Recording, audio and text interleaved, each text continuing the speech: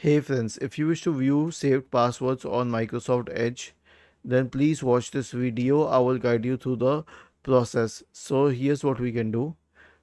Open Microsoft Edge, click on these three dots at the top right corner and select settings. Search for password and hit enter. And then you can click on passwords here, wallet assets and passwords, and scroll down and select this last option under top settings which says passwords with this arrow like symbol.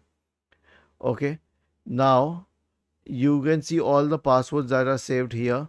I don't have any password saved here, so that's why it's not showing, but it would have shown all the passwords here. You can delete or add them, and you can also import and export the passwords. Was this helpful? If yes, then please subscribe to the channel. If not, then let us know in the comment section of the video on how we could help you further. Thank you for watching this video and have a nice day.